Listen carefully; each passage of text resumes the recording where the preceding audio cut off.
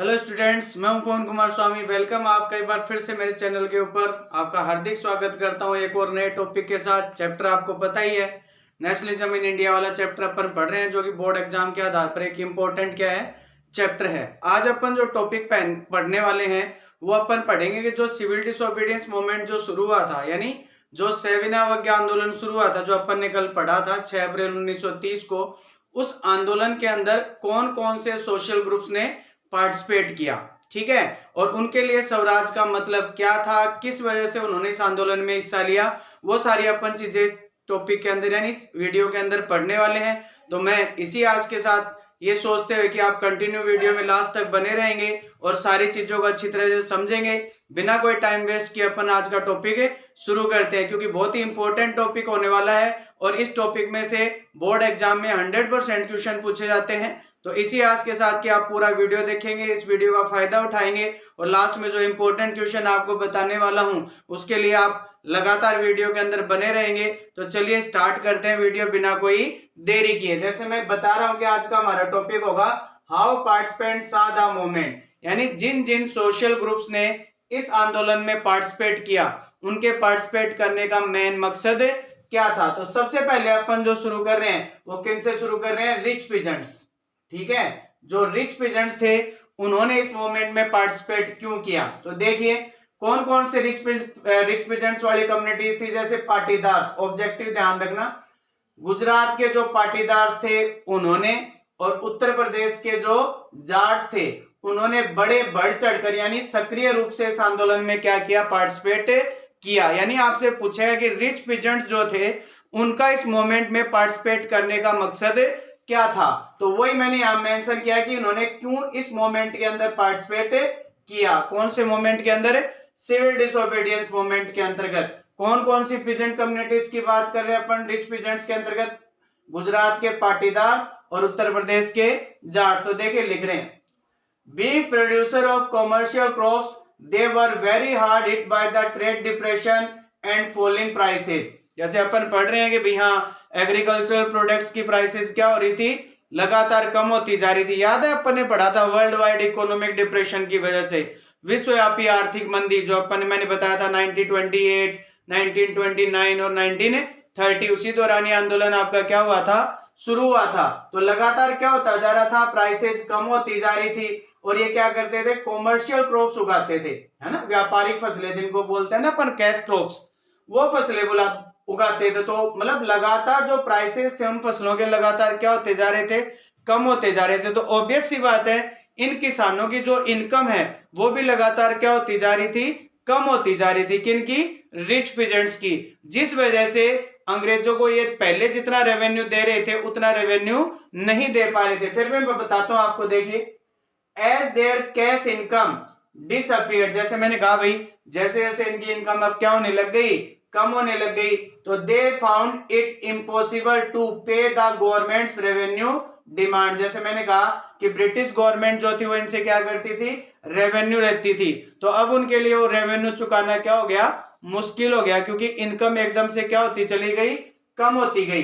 And फिर क्या हुआ, and the refusal of the government to reduce the revenue demand led to wide spread resentment. ऐसी बात नहीं है कि इन्होंने ब्रिटिश गवर्नमेंट से जाके बात नहीं करी, इन्होंने बात करी कि अब हमारी इनकम पहले जितनी नहीं है तो हम आपको पहले जितना रेवेन्यू नहीं दे पाएंगे, तो आप उसको या तो कम करें या माफ करें। लेकिन गवर्नमेंट ने साफ साफ क्या कर दिया, मना कर दिया कि भाई हम आपका रेवेन्यू क्या नहीं करेंगे, रिड्यूस नहीं, कम नहीं करेंगे। जिस वजह से बहुत ज्यादा क्या थे, उनसे नाराज थे। किनसे, गवर्नमेंट से, ठीक है। कौन सी गवर्नमेंट से, ब्रिटिश गवर्नमेंट से। कौन, रिच पीजेंट्स। तो अब आपको समझ में आ गया कि रिच पीजेंट्स ने इस मूवमेंट में पार्टिसिपेट क्यों किया।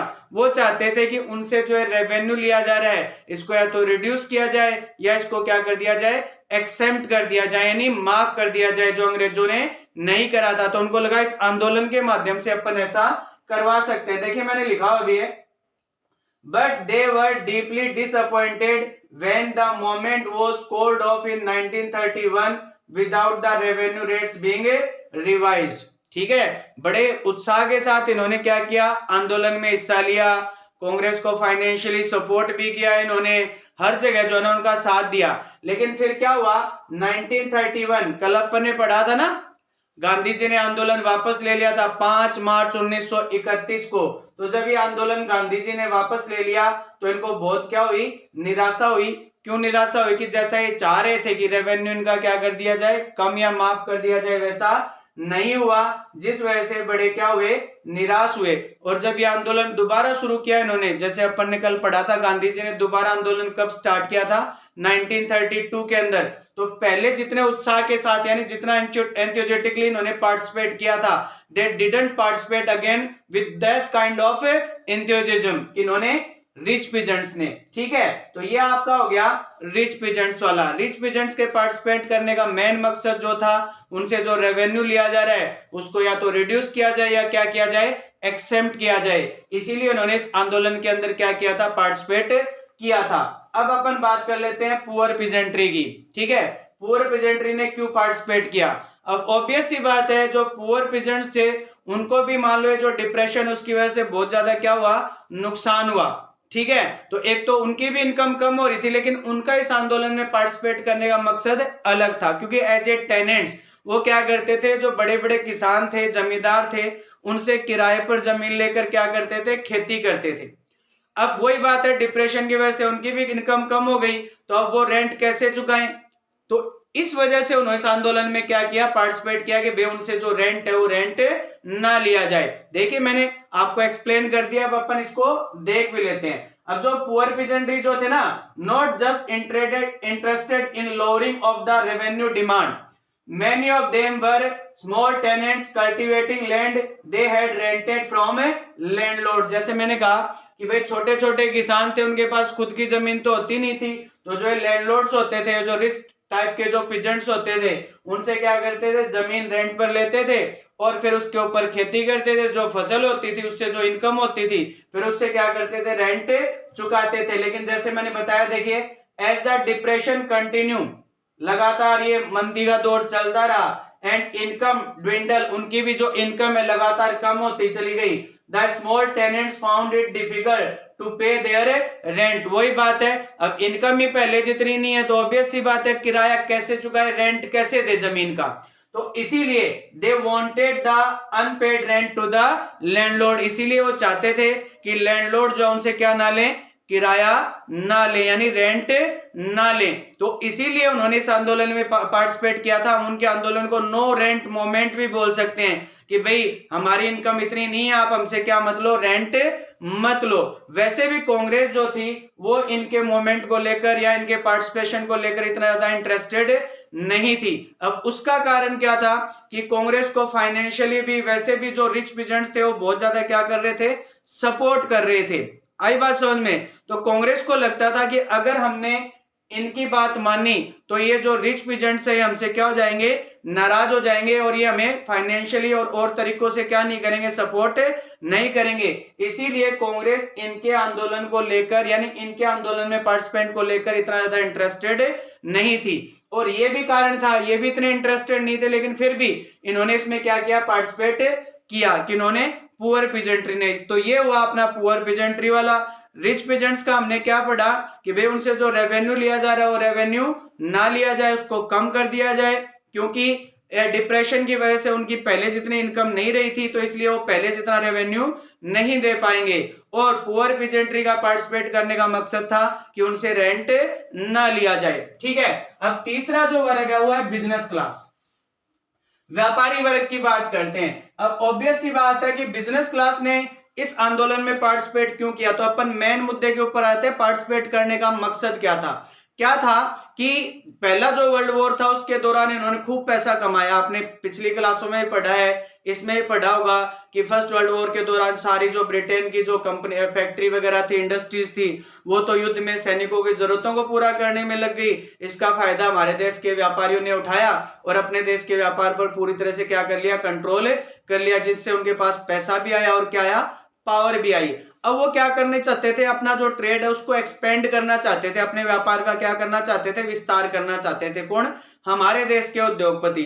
लेकिन जो ब्रिटिशर्स की कुछ इस तरह की पॉलिसीज थी जो उनको ऐसा करने से क्या कर रही थी, रोक रही थी। इसीलिए वो चाहते थे कि इस आंदोलन में पार्टिसिपेट करके उस तरह की वो पॉलिसीज हटा दी जाए, ताकि वो फ्रीली क्या कर सके, व्यापार कर सके अपना, बिना किसी बाउंडेशन के। ठीक है, तो मैंने आपको ऊपरी ऊपरी समरी दे दी, अब इसको अपन पढ़ भी लेते हैं। देखिए लिखा हुआ है, ड्यूरिंग द फर्स्ट वर्ल्ड, जैसे मैंने बताया था पहले विश्व युद्ध के दौरान, आपको पता ना फर्स्ट वर्ल्ड वॉर कब से कब तक हुआ था, 1914 से लेके और 1918 तक पहला वर्ल्ड वॉर हुआ था आपका। कब से? 1914 से 1918 के बीच। ठीक है, तो during the first world war जो इंडियन मर्चेंट और जो इंडस्ट्रीज थे, है ना, बहुत फायदा, बहुत प्रॉफिट हुआ उनको, है ना, एंड बिकम पावरफुल। ठीक है, और बहुत ज्यादा क्या बन गए, पावरफुल। मैंने कहा ना उनके पास पैसा भी आया, पावर भी आई। अब वो क्या चाहते थे, एक्सपेंडिंग देयर बिजनेस। अब वो अपने बिजनेस का विस्तार करना चाहते थे, अपने व्यापार को फैलाना चाहते थे।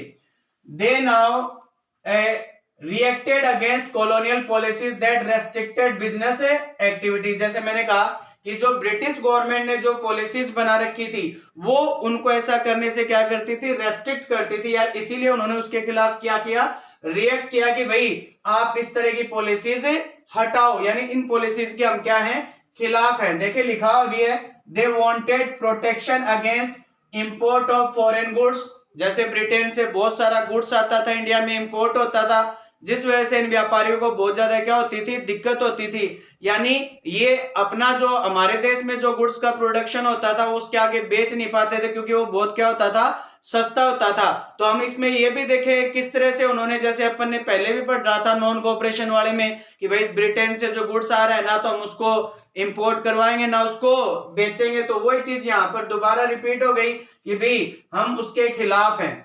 और जो rupees sterling foreign exchange ratio जो था, जैसे वो क्या करते थे कि अपना जो अपने देश की जो करेंसी थी उसकी कीमत कम लगती थी और उनकी कीमत क्या होती थी, ज्यादा। समझ में आ गया? तो वो चाहते थे कि ये भी क्या किया जाए, चेंज किया जाए। ठीक है ना, दिस वुड डिस्करेज इंपोर्ट्स, है ना। समझ में आ गई बात है कि आप हमें महंगा सामान बेचते हो और हमारा सामान आप क्या करते हो, कम पैसों में खरीदते हो। तो इस वजह से बहुत सारा क्या हो रहा था, विरोध हो रहा था, किनके द्वारा, बिजनेस क्लास के द्वारा। टू ऑर्गेनाइज बिजनेस इंटरेस्ट, मैंने कहा बिजनेस क्लास वाले उन अपने हितों को ध्यान में रखते हुए, they form the Indian industrial and commercial Congress. ध्यान रखना, इंपॉर्टेंट क्वेश्चन है, ऑब्जेक्टिव। कब स्थापना हुई इसकी, 1920 के अंदर। ठीक है, कि इन्होंने करी, बिजनेस क्लास वालों ने, जो उद्योगपति थे उन्होंने इसकी स्थापना करी ताकि वो अपने हितों को आगे बढ़ा सके। क्या था वो, ये कि भी हम खुले रूप से व्यापार करने दिया जाए। तो उन्होंने एक ये ऑर्गेनाइजेशन बनाया, क्या नाम था इसका, Indian industrial and commercial Congress. कब? 1920 के अंदर। और दूसरी जो थी, the federation of the Indian chamber of Congress and industries, the federation of the Indian chamber of Congress and industries, FICCI। इसकी स्थापना कब करी उन्होंने, 1927 के अंदर। किसके लिए, अपने हितों को रखने के लिए, कि भाई इस आंदोलन के माध्यम से जो है ना शायद हम जैसा चाह रहे वैसा हो जाए। इसको लीड किन्होंने किया था, उस समय के जो बहुत ही बड़े उद्योगपति थे, प्रमुख जो उद्योगपति थे, जैसे पुरुषोत्तम दास ठाकुरदास। ध्यान रखना है नाम, किन्होंने लीड किया था, पुरुषोत्तम दास ठाकुरदास ने। और जो GD बिड़ला थे, घनश्याम दास जो बिड़ला थे, घनश्याम दास बिड़ला, यानी पुरुषोत्तम दास ठाकुरदास और Ghanshyam Das Birla. The industrialist attack colonial control over the Indian economy and supported the civil disobedience movement. तो उन्होंने जो व्यापार के ऊपर जो और हमारी अर्थव्यवस्था के ऊपर अंग्रेजों ने जो पूरी तरह से नियंत्रण कर रखा था, उसका उन्होंने क्या किया, विरोध किया। और इस आंदोलन में बहुत ही बढ़ चढ़कर आंदोलन में हिस्सा लिया, किन्होंने, बिजनेस क्लास वालों ने। ठीक है, यानी हमारे देश के जो व्यापारी थे, उद्योगपति जो थे, उन्होंने इस आंदोलन में बहुत बढ़ चढ़कर हिस्सा लिया, ताकि इस आंदोलन के माध्यम से जो अंग्रेजों ने पॉलिसीज बना रखी हैं उन पॉलिसीज को वो हटाएं और वो फ्रीली क्या कर सके, व्यापार कर सके। समझ में आया आपके कि इन्होंने इस आंदोलन में पार्टिसिपेट क्यों किया था, किसने, बिजनेस क्लास जो थे उन्होंने इस आंदोलन में पार्टिसिपेट क्यों किया था। ठीक है, फिर जब अपन ने देखा कि वो दिसंबर 1931 के अंदर जो राउंड टेबल कॉन्फ्रेंस हुआ था वो भी असफल हो गया था और गांधी जी ने 1931 के अंदर ये आंदोलन भी वापस ले लिया था। तो ये व्यापारी वर्ग जो था, बिजनेस क्लास वाले थे, वो बहुत ज्यादा क्या थे, डिसअपॉइंटेड थे, यानी बहुत ज्यादा निराश थे। तो जब गांधी जी ने 1932 में मूवमेंट फिर से स्टार्ट किया तो वही बात है, इन्होंने पहले जितना क्या नहीं लिया, इंटरेस्ट नहीं लिया। कारण क्या था उनका? ये कारण था, पहला कारण तो ये था कि भाई ये मूवमेंट जो ना आगे जाके क्या हो सकता है, वोलेंट हो सकता है, मिलिटेंट लिखा आपके किताब में कि आगे दोबारा भी मिलिटेंट हो सकता है। एक क्या होगा, प्रोलॉन्ग टाइम चलेगा, लंबे समय तक चलेगा, तो इससे अपना जो बिजनेस है वो क्या होगा, डिस्टर्ब होगा। ध्यान रखना, ये भी क्वेश्चन आ सकता है आपके कि भाई ये जो बिजनेस क्लास वाले थे, जब 1932 में मूवमेंट फिर से स्टार्ट हुआ तो पहले की तरह इन्होंने बढ़ चढ़ कर हिस्सा क्यों नहीं लिया। ठीक है, पहला तो ये मूवमेंट मिलिटेंट हो सकता है, दूसरा अपना जो व्यापार है वो डिस्टर्ब होगा इसकी वजह से, क्योंकि प्रोलॉन्ग टाइम चलेगा, और जो यंग लीडर थे वो सोशलिस्ट थे, उनकी लगातार कांग्रेस में संख्या क्या होती जा रही थी, बढ़ती जा रही थी। तो ये तीन कारण आपको बताने हैं जब आपसे ये पूछा जाए कि जब दोबारा 1932 में मूवमेंट स्टार्ट हुआ, सिविल डिसोबीडियंस मूवमेंट, तो पहले की तरह उसी इंटरेस्ट के साथ बिजनेस क्लास जो थी उन्होंने पार्टिसिपेट क्यों नहीं किया। अब अपन आ जाते हैं इंडस्ट्रियल वर्किंग क्लास के ऊपर। वैसे तो इंडस्ट्रियल वर्किंग क्लास भी इतना ज्यादा इस आंदोलन में पार्टिसिपेट नहीं करना चाहती थी। कारण क्या था? जिस तरह से वो पुअर पीजेंट्री वाला कारण, सेम टू सेम ये जो बिजनेस क्लास वाले जो थे ये कांग्रेस को फाइनेंशियली बहुत ज्यादा क्या कर रहे थे, सपोर्ट कर रहे थे। तो इनको पता था कि अगर अपन मान लो इस आंदोलन में पार्टिसिपेट करेंगे भी तो अपना कुछ होने वाला तो है नहीं, क्योंकि ये जो वर्किंग क्लास जो वर्कर्स थे वो इन्हीं की इंडस्ट्रीज में तो काम करते थे। फिर भी कुछ जगह पर, ठीक है ना, जैसे अपन बात करें नागपुर वाली साइड, इसमें कुछ जो वर्कर्स थे उन्होंने क्या किया, पार्टिसिपेट किया इस मूवमेंट के अंदर। ठीक है, उनका इस आंदोलन में पार्टिसिपेट करने का जो मेन मकसद था वो ये था, against low wages and poor working condition. यानी ये जो इंडस्ट्रियल वर्किंग क्लास वाले थे ये चाहते थे इनका वेजेस बढ़ाया जाए, मजदूरी बढ़ाई जाए, और जिन स्थानों पर ये काम करते हैं हमेशा इनको ऐसा लगता है कि वहां पर बहुत ही पुअर वर्किंग कंडीशन है जिससे इनकी जान को जोखिम होता है। तो वर्किंग कंडीशन भी क्या की जाए, इंप्रूव की जाए। लिमिटेड मात्रा में पार्टिसिपेट किया, लेकिन पार्टिसिपेट किया। जैसे अपन बात करें 1930 की, अगर अपन बात करें तो जो रेलवे वर्कर्स थे उन्होंने भी स्ट्राइक वगैरह करके इसमें पार्टिसिपेट किया। 1932 के अंदर जो डॉक वर्कर्स थे, जो बनाते हैं ना जहाज वगैरह बनाते हैं, आपके गोदी कामगार जिनको बोलते हैं, 1932 के अंदर उन्होंने भी पार्टिसिपेट किया। और 1930 के अंदर जो छोटा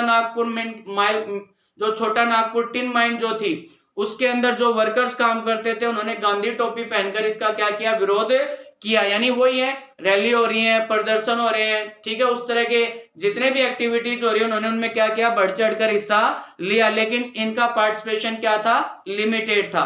कारण मैंने आपको बता दिया कि इन्होंने इस आंदोलन में हिस्सा लेने का मेन कारण क्या था कि एक तो भैया आप जो हमें कम वेजेस देते हो वो बढ़ाओ, और पुअर वर्किंग कंडीशन उनको क्या करो, इंप्रूव करो। अब आता है महिलाओं के बारे में।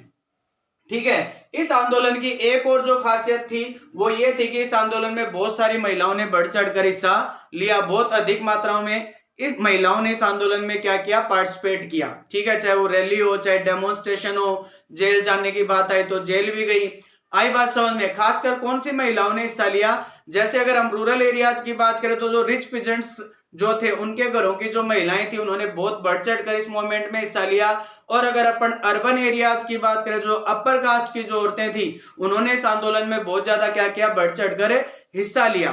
ठीक है, और एक बार ऐसे जैसे मान लो गांधी जी लोगों को संबोधित कर रहे थे, लोगों ने कहा भी औरतें बहुत बढ़ चढ़ कर इस आंदोलन में हिस्सा ले रही हैं। गांधी जी ने कहा अच्छी बात है, औरतें हिस्सा ले रही हैं, लेकिन उन्होंने ये भी कहा कि भाई पहली जो प्रायोरिटी औरतों की वो क्या है, अपने घर की देखभाल करना है, घर का चूल्हा चौका देखना है, बच्चों को संभालना है, परिवार को देखना है।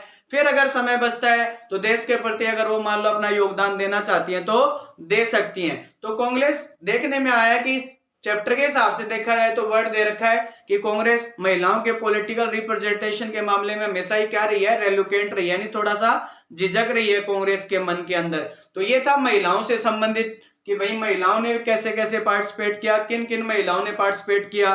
तो ये था अपना आज का टॉपिक, जिसमें अपन ने पढ़ा कि किन किन ने इस आंदोलन में पार्टिसिपेट किया। रिच पीजेंट्स, पुअर पीजेंट्री, फिर बिजनेस क्लास, फिर इंडस्ट्रियल वर्किंग क्लास और वोमेन के बारे में भी अपन ने पढ़ा। तो ये इंपॉर्टेंट सारी चीजें इसके अंदर जो होनी थी मैंने आपको बताई, पूरी अच्छी तरह से बताई। वीडियो को अगर आपने अच्छी तरह से देखा होगा तो आपको सारी चीजें समझ में आएंगी और आप इन सारी चीजों को क्या कर पाएंगे, ढंग से क्लियर कर पाएंगे। तो इसी आस के साथ कि आप वीडियो को पूरा देखेंगे और सारी चीजों को ढंग से समझेंगे। और अगर आपको वीडियो अच्छा लग रहा है तो लाइक शेयर करना कतई ना भूलें, और चैनल पर नए हैं तो सब्सक्राइब भी करें और बेल आइकन को प्रेस करें, ताकि आपको तुरंत जब भी कोई वीडियो डालूं तो आपको नोटिफिकेशन मिल सके। तो मिलते हैं अगले वीडियो में, तब तक थैंक यू सो मच।